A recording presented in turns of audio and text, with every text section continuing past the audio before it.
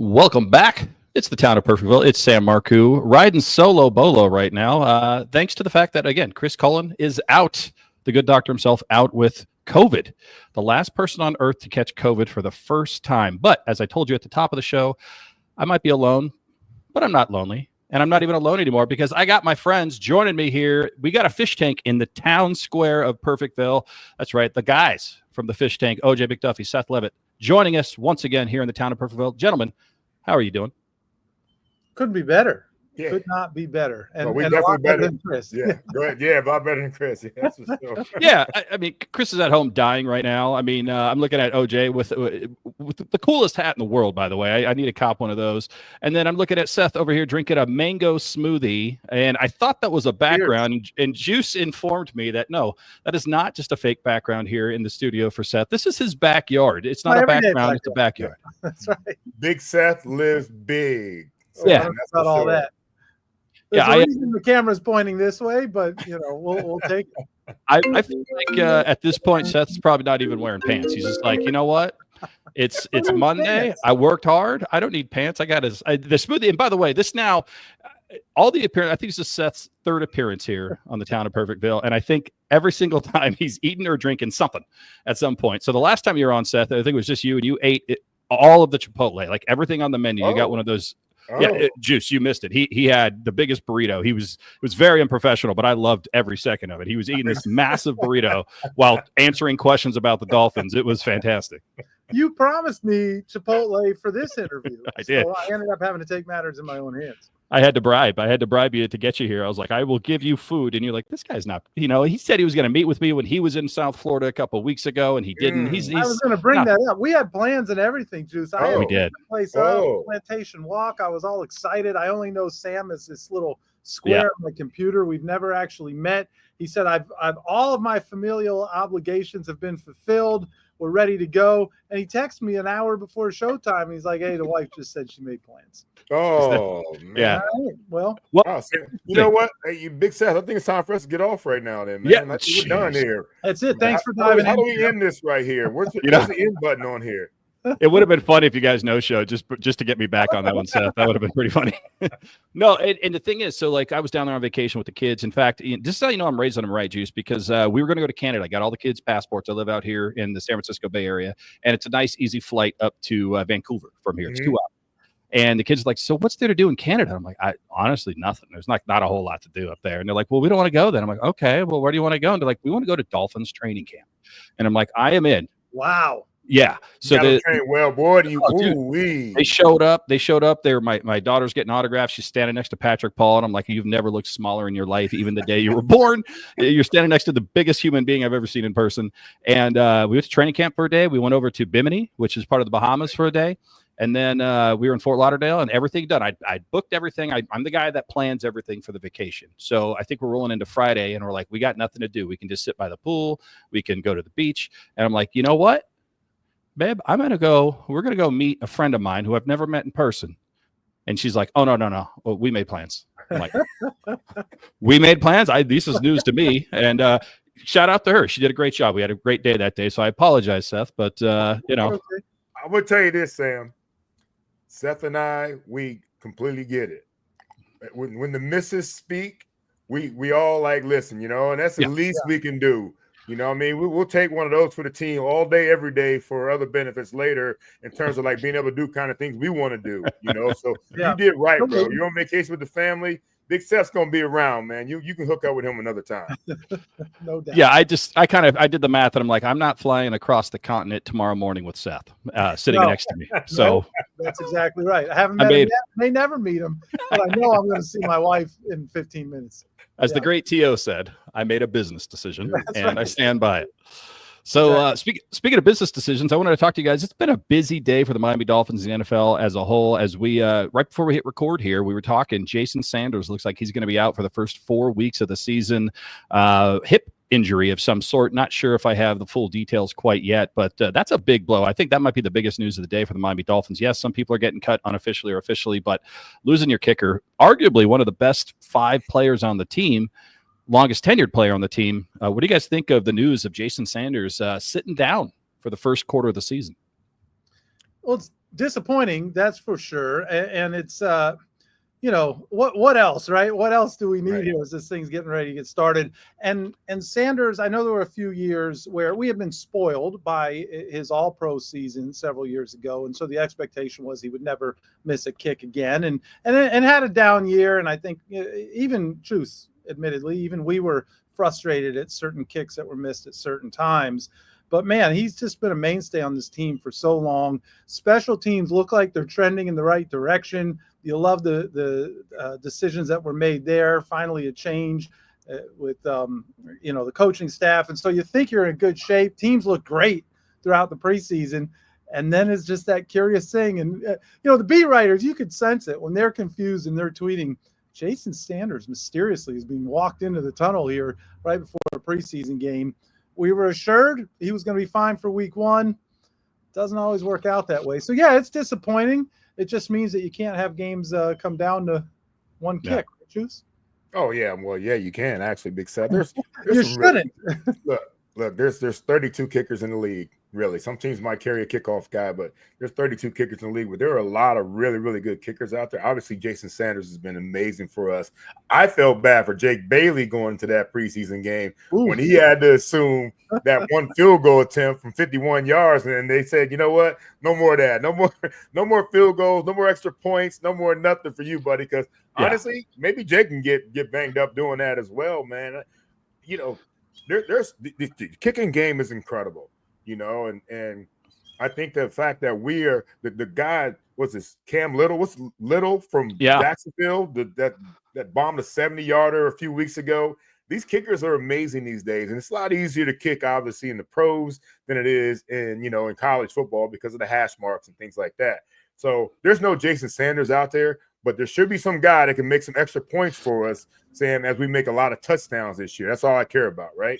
Oh, there you go, Juice. I appreciate that. And one of the funniest things that I heard in a very long time is right before we went live when we broke the news and we were talking about this. And Seth, because you hear it, look, Anthony Richardson gets a dislocated finger on his throwing hand. Somebody has surgery on their throwing shoulder. And Seth pointedly asked, because I said, well, it's a hip injury. And he said, is it his kicking hip? And I've never heard that before, but it's a valid question. No one said he's being facetious, man. He's a funny guy. He's not a comedian like you, Sam, but he's a funny guy, bro. No, well, it made me laugh. It made me giggle, and it's no laughing matter because we do look. I was talking about this on another podcast recently because there's a lot of banged up people, right? I mean, I think Tyreek's going to be fine, Jalen's going to be fine, Achan's going to suit up week 1. But if there's ever a time for the Miami Dolphins to absorb injuries, it's early. When you look at the schedule, the Indianapolis Colts, they don't scare me. I mean, they could beat us, but they don't scare me. New England Patriots are going to be much improved week 2, but again, they don't scare me. Week 3, Buffalo on Thursday night. Okay, that's a little bit of a horror show there. That's pretty scary. And then week 4, you got the Jets. And I think you should be able to absorb a couple of injuries. You should be able to get right. I think it's good for the secondary as well. I mean, one thing that I think we found out is Jason Marshall Jr. is going to be your nickelback as a rookie, 5th rounder. I think it's massive to see where he came from and where he is week 1 or as he goes into week 1. What do you guys think about the schedule for the Miami Dolphins? If you break it down into quarters or however you want to look at it, am I right or correct in thinking, all right, we have some time to get that rookie Jason Marshall Jr. right the first 4 games. We have the ability to absorb an injury or 2 and still come out smelling like roses at the end of the first 4 games of the Miami Dolphins 2025 schedule. What do you guys think when you break it down, you take a look at it? Am I right? Am I wrong? Or somewhere in between? Big Seth, go ahead and put the nickname in for your Gator so we can get this thing started. JMJ, Jam Master J. That's my new J is what for him. Yes. That's right. You like that, don't you, Sam? I do. Well, I do. I'll loan it out to you for sure. Definitely excited about him. I am a Gator, so it's great to see that happen. And I love when a team can, and let's not get ahead of ourselves, but if you think you can find impact players at that point in the draft, 5th, 6th round, and it looks like they very well may have when you start to look at some of these guys that they got in the later rounds, that is exciting. But I will back up to your question about, can they afford to have a few injuries here and there? That concerns me. The lighter part of your schedule, you have to win those games because those games matter later when things do get tougher. I think we saw that last year. The easiest part of the Dolphins' schedule last year, unfortunately, they played without their quarterback. and it haunted them. It haunted them later in the year, even though they, what did they win? 6 out of the last 8 games, whatever it might have been. It just wasn't enough because the damage was done. So I'd like to see them be firing on all cylinders, especially when I think they were careful with guys. They didn't. Tyreek wanted to get on the field. They said they had to protect him from himself. There were a number of different guys that wanted to play or were held back during training camp. And if you're going to do that, you want to see him play, right? Darren Waller's another one. And I understand why he wasn't just thrown to the wolves, because he hadn't played in some time, and guys can get banged up pretty quickly when they're not in football shape.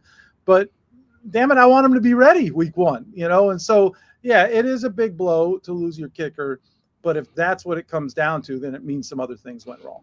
Yeah, and you know what? We also saying we were counting on some younger players to play anyways. Man, you look at it. Kenneth Grant, we're counting on him to play. I think he's definitely going to be available, in my opinion. And Savaianaya, Jonah Savaianaya, he's going to be, counted on to play. So we got some young guys. We also got another draft pick we just talked about, Jam Master Jay.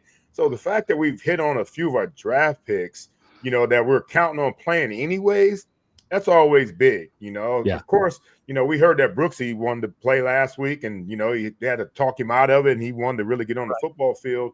But you never want injuries. But at the same time, though, when it's guys that you weren't, really, counting on being the main guys yet, that's always good. Not too many frontline guys are banged up right now. We hope to get Austin Jackson back, and get that whole line. Those front 5 we've been counting on, I think it'd be really, really nasty as a group. But for the most part, man, they did a pretty good job with injuries on guys they were really, really counting on. Other than Cater Kohu, I think a lot of the other guys that went on the injury list, Madison maybe, but most of the other guys, I think we're pretty healthy compared to, what usually happens when it comes to a football team. You got 90 guys out there, a handful are going to get hurt every single training camp. Yeah, I would agree with that. And by the way, you are listening to Welcome to Perfectville here on the BLEAV Network, powered by Fanduel. I'm talking to OJ McDuffie, Seth Levit, the Fishtank, joining us live and in color here. We're talking all things Miami Dolphins. We've already covered the fact that Jason Sanders is going to be out for the first 4 weeks at a minimum. And I agree with you, Seth. You don't want to lose too many people because you do need to win the easy games. But the caveat, and I should have thrown this caveat on there, as long as Tua's healthy, we can afford some injuries somewhere else, because this is the engine of the entire train. It is catered and works around Tua Tagovailoa. So if Tua's there, I think we have a pretty good shot of winning these games. If he was out for 4 weeks, I'm adjusting my win-loss record for the Miami Dolphins as well. I think a lot of people are. Yeah. So I good point.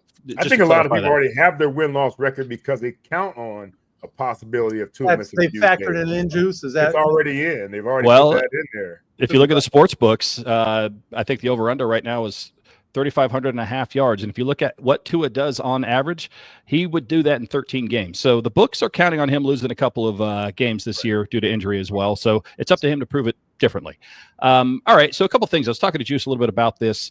As a rookie versus a veteran, the mindset changes from preseason to week 1. What was that process like for you? Your rookie season, you go from, at the time, 4 preseason games right into week 1. And now, when you're a veteran, you're going in, it's a completely different mindset, a completely different process. What's that like to flip that switch? Is it easier or harder as you get older into your career? Walk us through that process. Well, as a rookie, every game was meaningful, Sam. Every single game as a rookie was like, we played 4 preseason games, and the 5th game was just the 5th game of the season for us. We're just trying to find a way to be on the team and be impactful as whatever. As a veteran, of course, I'm just trying to get through the preseason, get healthy, and then of course the game's going to speed up some. So yeah, for anybody that thinks that there's no big deal going from the preseason to the regular season, they're kidding themselves, because that's when it really counts. Even Coach McDaniel, results don't count, but all they care about is how you're going out there and going about your business. Well, week 1 against the Colts, results do count, and anything you do out there will affect. You get beat for a touchdown in training camp or in a joint practice, all right, you can tee it up again. It's no big deal. That's not the same. That's not the same thing now once the season starts. So anybody that thinks that the regular season or the preseason and the regular season are no big deal and no big transition, they're kidding themselves, because there's only 17 of these. This isn't an 82-game season. This isn't a 162-game season. This is a 17-game season. and every single game means the most to anybody that plays a sport. So yeah, it's a whole different. The game gets ramped up. I'm gonna tell you this: it got ramped up for me from college to OTAs to training camp to regular season. All those were different levels of ramp, if that makes any sense. And so yeah, anybody that says it doesn't change, they're kidding themselves.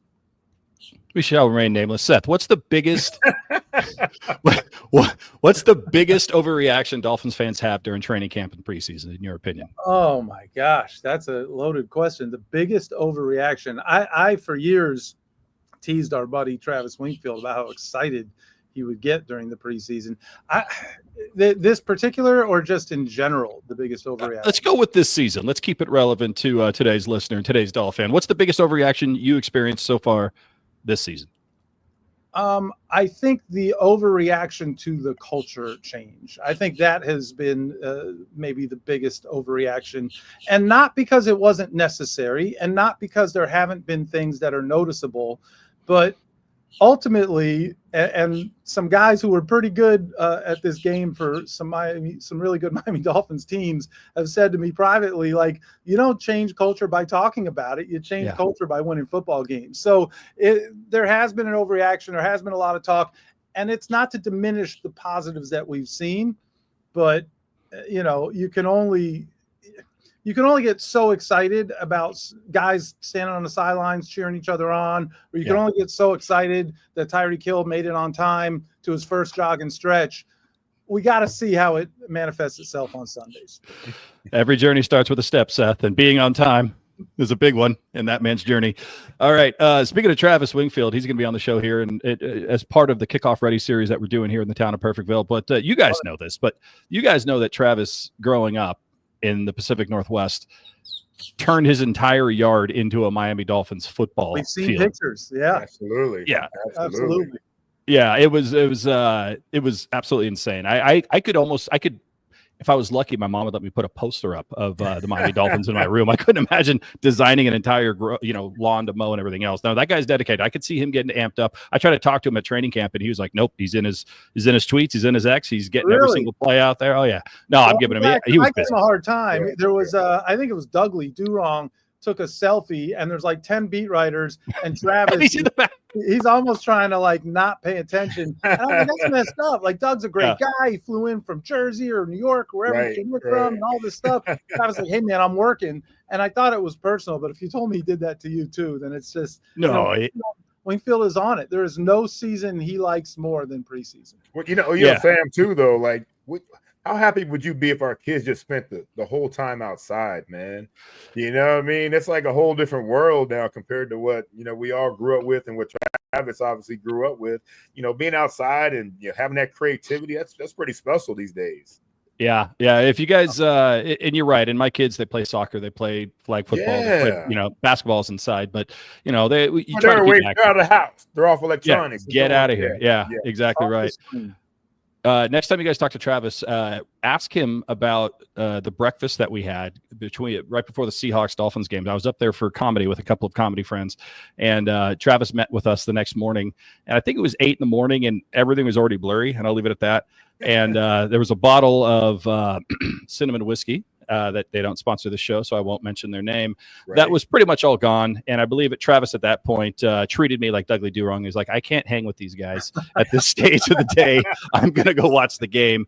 And that was the game where, if you guys remember, Kenny Stills had that wide open bomb that hit his hands, and we would have won the game. And I'd already turned around and had already cast those chips with all of the 12th man, talking a lot of smack about how we're going to win the game. And then they all started cheering. I'm like, that's an odd reaction. The fact that the Dolphins just won the game. And I turn around and they're walking back to the huddle. I'm like, what happened? And I see the replay. I'm like, Kenny Stills did what? And let me ask you that highlight just resurfaced. Obviously, we just had Kenny on, so that highlight resurfaced with a few of our fans, quote unquote. Well, that drop, Kenny Stills is a solid man, and there's some stories that I know about him off the air that I'll share with you that makes me, pretty warm of the heart that dude was a Miami Dolphin. But what's it like to, and not that you would know, but maybe you had some teammates, Juice, when you have a wide open pass like that and you drop it, and you got to walk back to the huddle. What's that mindset like? You talked about switching gears from preseason to week one. What's it like when you have a bad play and you got to turn around. You got to talk to Dan Marino in your case. You got to talk to the quarterback. You're going to get yelled at by the coach. How do you turn that? I mean, is it just next play up, or do you dwell on it, or do you apologize? What's that like in the huddle? Well, Sam, he's never dropped a pass and never had a pass thrown to him. So I've definitely had some wide open drops. Hopefully it weren't too public like that. I've never had, for one, let's give Kenny Stills credit. I'm never that wide open. So, the fact that he's that wide open makes it even tougher. I have a couple wide open opportunities, but I usually make those grabs, man. But you have to, man. It's kind of like, being a corner that gets beat. You have to have that short-term memory to let it go. But, man, you want to get another opportunity so bad. Yeah. Just it's like a running back that might fumble or something like, just give me the rock back again. You want the quarterback to trust that you're going to be able to go out there and make a play. And, they know that it's it's not something that you usually do by dropping a pass like that. And I'm going to tell you what, the wide open ones are the toughest catches. They really are, because it seems like the ball's in the air forever. It seems like it's in slow motion sometimes. How am I going to catch it? Am I catching it over the top? Am I catching it in the belly? How am I going to catch this thing?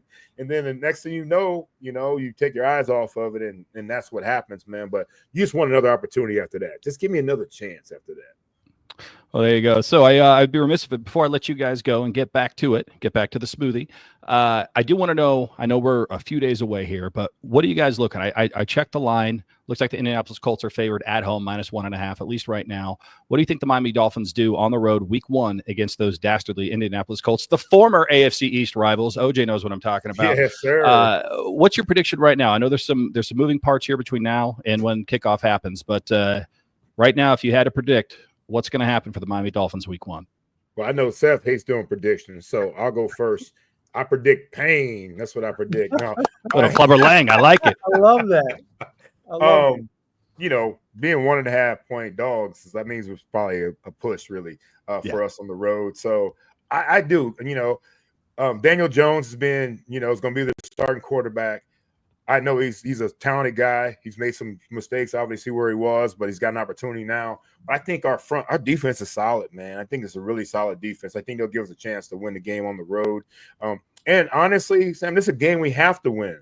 Yeah. Right? Games like this is a game that we have to win. And I know you get a couple weeks of preparation for this game as well. So I think that right away, I think this is a game that the Dolphins go in Indianapolis and remember that they used to be in the AFC East and punish them until Peyton Manning came into his own. You know what I mean? So I think that we got a great chance to go in there and getting it done, honestly.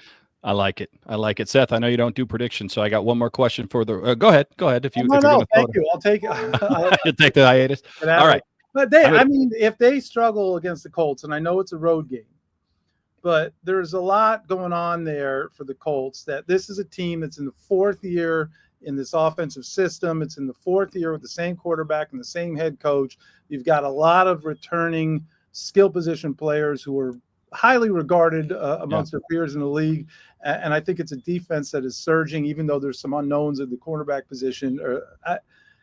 I think that heaven help us all on Dolphins Twitter if the Dolphins can't pull this off against. Are you talking about the Dolphins? I thought you were talking about the Colts there for a second. No, I'm saying the Dolphins. This is a game that the Dolphins, to me, should be able to come out on top. I don't like to make predictions. I certainly don't pick scores and what have you. But the Dolphins should be a better football team right now than the Indianapolis Colts.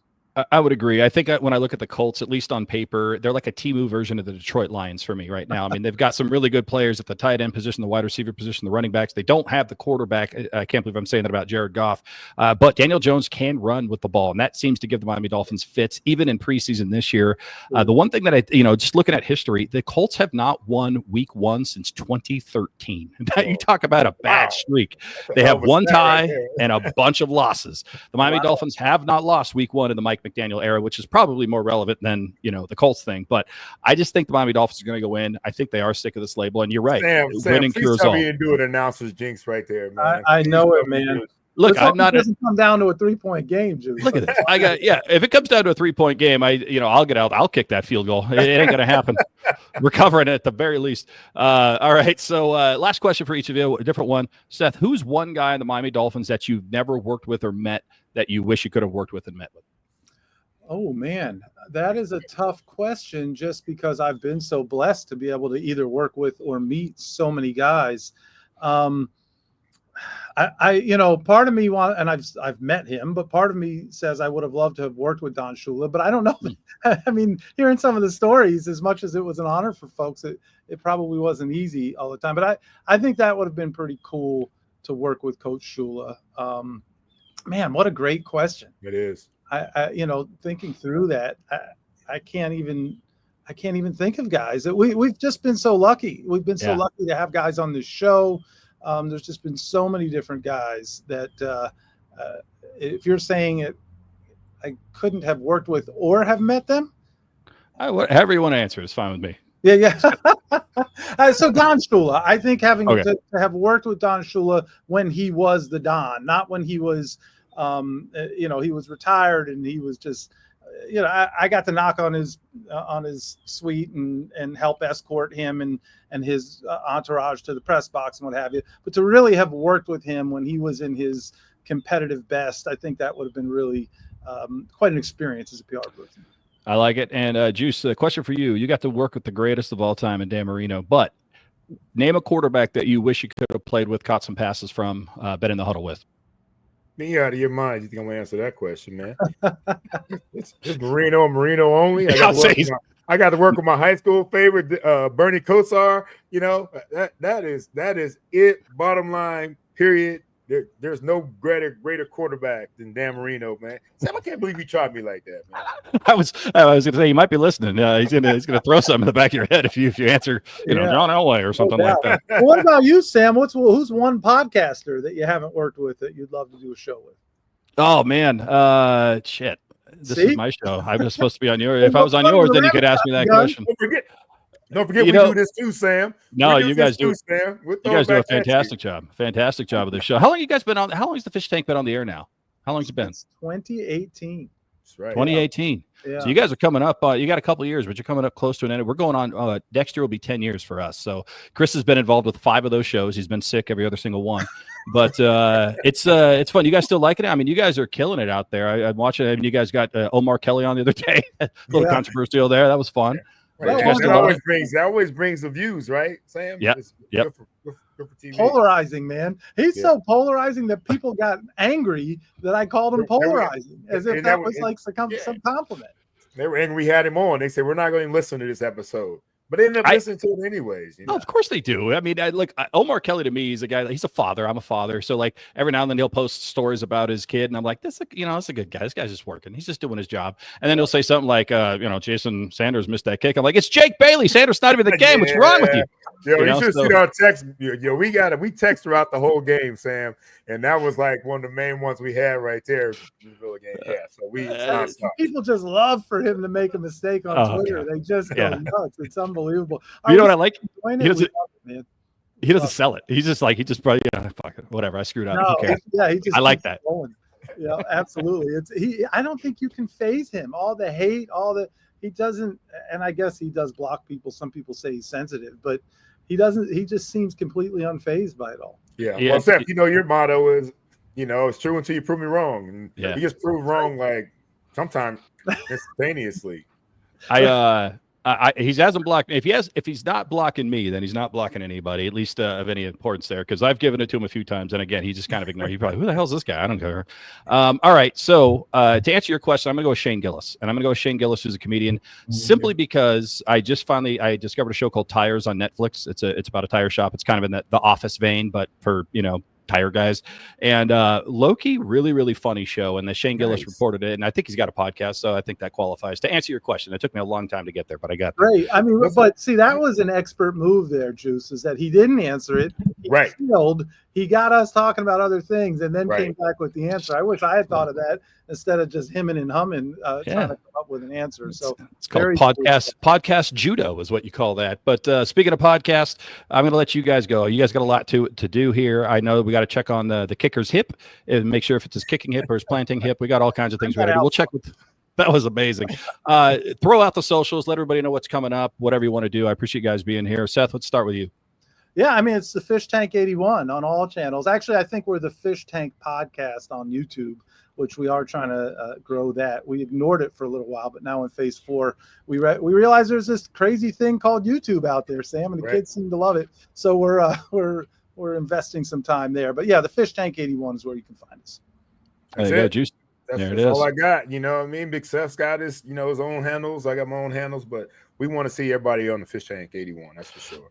There you go. It's one of the best podcasts. Live stream. We're doing a live stream on Wednesday night. So Wednesday night, 7 p.m. Eastern. I know you guys are worldwide, so 7 p.m. Eastern. And Sam, hopefully you'll. It's gonna be 4 for Sam. We got to figure it out for him, Big Seth. Yeah, we'll be picking up the kids. He'll just be getting home, and if the wife hasn't already made plans, he might jump in. That's right. I'll do what I can. I got a show to do on Thursday, stand-up comedy show to do at a local establishment here. I got to get knock the rust off. You can't. I could do both. I could do. Where are you gonna be? I'm going to be at a place called Frankie, Johnny, and Luigi's too. Now you got to understand, this is an Italian restaurant. Obviously. Okay. It's not Swedish, but when I first moved to this part of the world, that was the first restaurant I ate at. I started doing comedy about 11 years ago. About 6 months ago, a good friend of mine, also a Miami Dolphins fan, shout out to Jeremy Curry, goes, "Hey, I'm doing a show in the back room of an Italian restaurant in Dublin, California called," and I go, "Frankie, Johnny's, and Luigi's too." And he goes, "How'd you know?" And I go, "I want to go do that show. I don't care that it's not a comedy club." He goes, "Dude, we sell 150 tickets every single show. They can't get enough." I did the show in February, and I felt like I've done shows with Louis C.K. with 500, 600, 700 people, and I haven't felt as good as I did while I'm interrupting people's chicken parmesan telling dick jokes for 25 minutes. Like, these people just absolutely ate it up, literally and figuratively. So I'm going back. I'm doing it again. I'm going to get that feel, and I'm going to get back and try to get those laughter moments again. I love it, man. So, do your thing. That's great. Great. So stuff. there's another one. I promoted my own show when I was asking you guys to promote yours. So I don't know what that says about me. A little bit of a selfish move, but I appreciate you guys and your selflessness. I asked, bro. So you delivered. I appreciate. I like it. No, I appreciate you looking out for my best interest there. I really do appreciate that, and I appreciate you guys being here on the show and everything you guys shared with us. You guys have been friends for a long time, and I really do appreciate it. Not in real life, because I'll just cancel on you, as you know, last minute. When he was telling the story about breakfast with Wingfield, I was like, if that happened on this trip, I better verify. Lose my damn mind. I was going to say something, Big Seth, but I let it go. You know what I mean? I let it go. Breakfast, it seemed like, Big Seth, they had a really, really good time. Like, he realized that you couldn't hang with the cinnamon, whatever they were drinking, and it was over. Well, listen, the toughest podcaster Dan Marino ever played with once told me, "I understand there's a totem pole every room you walk in, but I ain't never going to be on the bottom of that mother." I like it. So, I ain't gonna be. I might not be first, but I ain't going to be last. I appreciate that. That's how I treat my fantasy football league. All right. Well, thank you guys very much. I appreciate you being here on the Town of Perfectville. We'll see you guys again soon. And of course, the live stream coming up here in just a couple of days. You guys, you got to check it out. You could probably say all kinds of weird stuff, but if you say weird stuff, Juice is going to find you and beat you up. You're damn right. All right, guys. Thank you very much. Thanks, Sam.